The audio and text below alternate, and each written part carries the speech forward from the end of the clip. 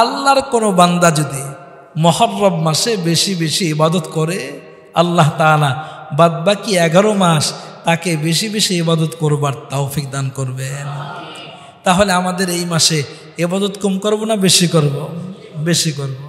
বেশি করার নামে মুহররম মাস আসলে বিবাহ বন্ধ হয়ে যায়, হয় কি হয় না? মুহররম মাসে কোনো বিবাহ শাদী জায়েজ নাই, কি নাই বলেন? বিবাহ শাদী জায়েজ নাই, এটা আমরা মনে করি, অথচ না, মুহররম মাসে বিবাহ শাদী করলে আরো সওয়াব বেশি হবে। সম্মানিত উপস্থিতি, আজকে 3টি বিষয় আলোচনা হবে সংক্ষেপে। 1 নম্বর আলোচনা হবে মুহররম মাসের তাৎপর্য, মুহররম আসলে আমি কি কি করব। 2 নম্বরে মুহররম মাসের রোজা। 3 নম্বরে আলোচনা হবে মুহররম মাস আসলে এই উম্মত ইবাদতের নামে কত শিরক আর বিদআত করে। এই 3টা বিষয়ের সংক্ষিপ্ত আলোচনা হবে। আল্লাহ তাআলা আলোচনাগুলো বাড়ি পর্যন্ত নেওয়ার তৌফিক দান করে, আমিন। সম্মানিত উপস্থিতি, তাহলে আসেন মুহররম মাস এই শব্দের অর্থ কি? মুহররমুন শব্দের অর্থ হলো সম্মানিত। বলেন অর্থ কি? সম্মানিত। কেমন সম্মান আপনি আমি দিলাম, এতই সম্মান মুহররম মাসের।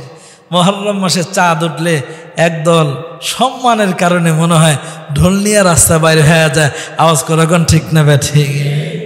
অন্য কোনো মাসের খবর পাওয়া যায় না চাঁদ উঠলো কি না, কিন্তু মুহররমের চাঁদ উঠলে ঢোলের বাড়িতে বোঝা যায় যে চাঁদ উঠেছে।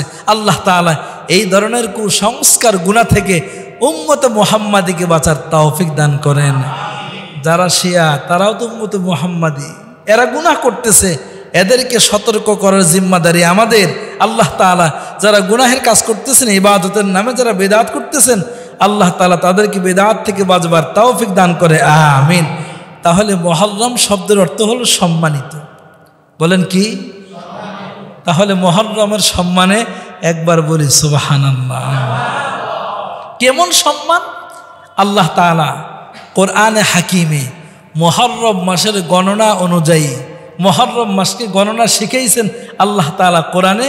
তিনি বলেন, ইন্না ইদ্দাতাশ শুহুরি ইনদাল্লাহি 12। ও নবী, আমি আপনাকে ইবাদত করবার জন্যে গণনা হিসাবে 12টি মাস দান করলাম, আর ওই 12 মাসের প্রথম মাসের নাম হলো মুহররম। বলেন সুবহানাল্লাহ।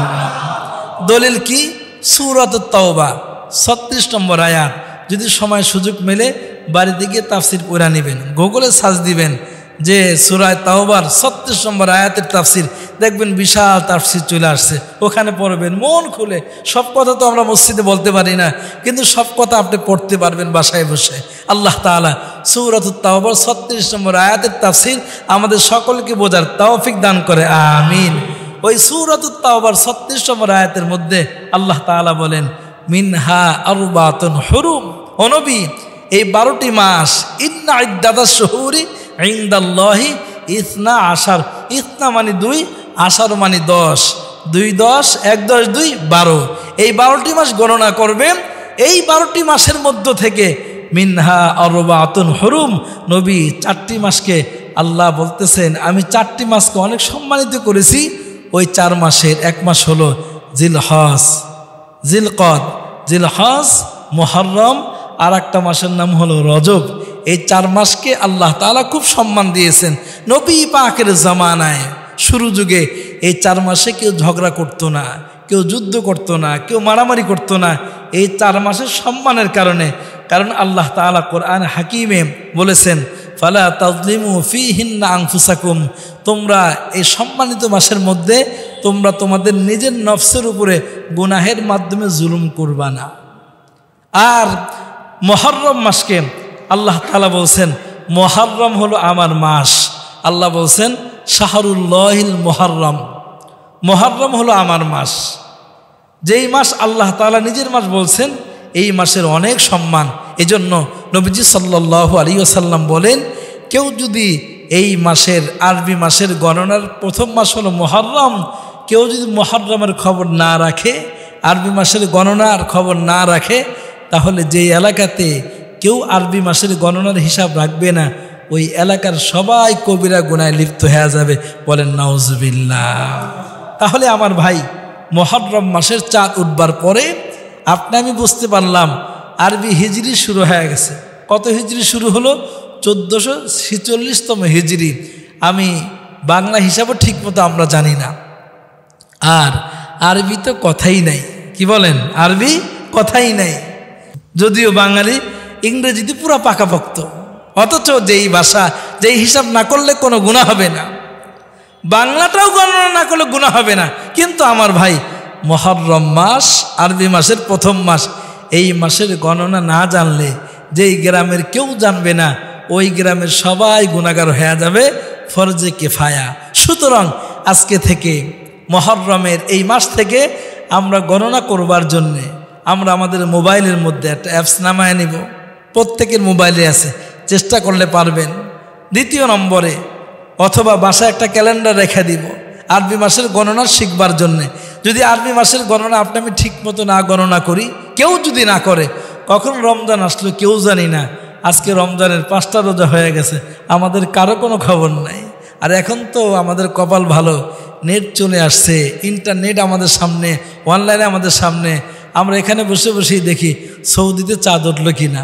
এজন্য না জানতে পারতাম কোনো একটা সময়, আরও 100-150 বছর আগের মানুষগুলো আরবি গণনা অনেক কঠিন হইতো, আলেম ওলামা এর খবর রাখতেন।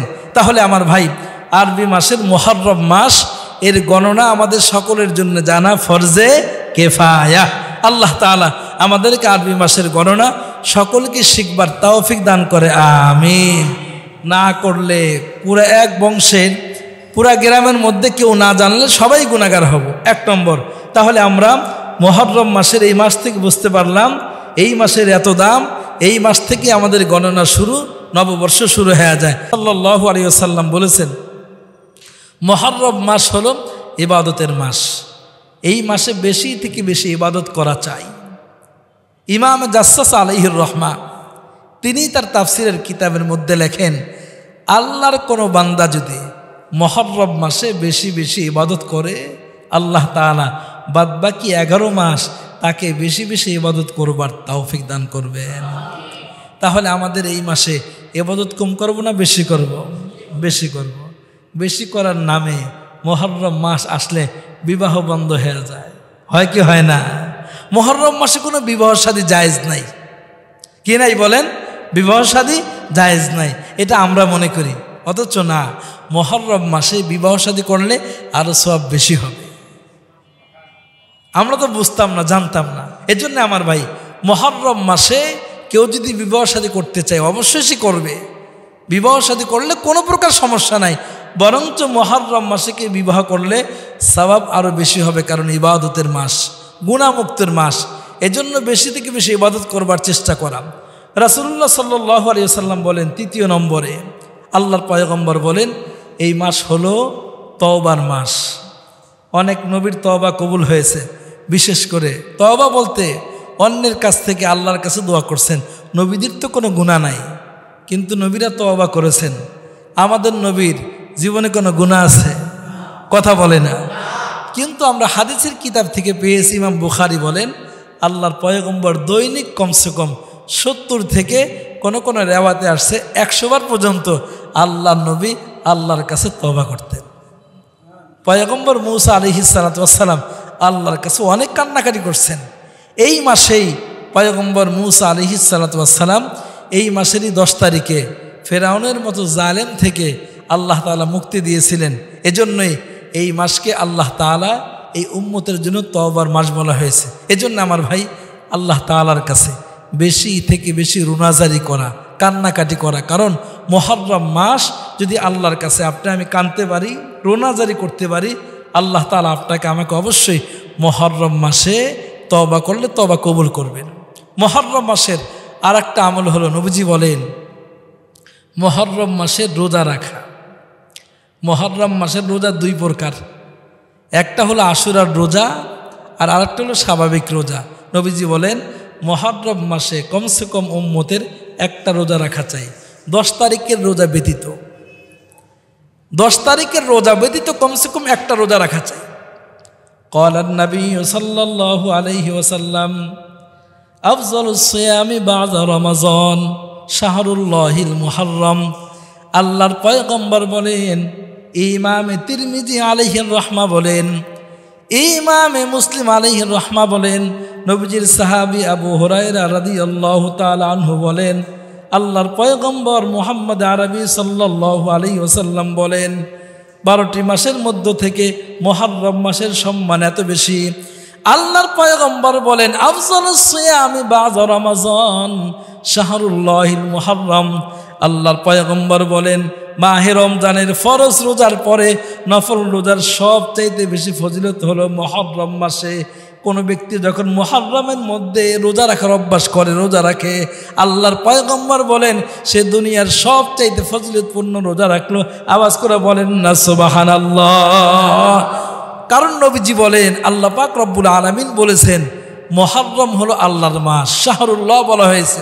এজন্য আমার ভাই, আমরা এই মাসের তৃতীয়তম আমল হলো এই মাসে বেশি থেকে বেশি রোজা রাখা, কমসে কম এই মাসে একটা রোজা রাখা।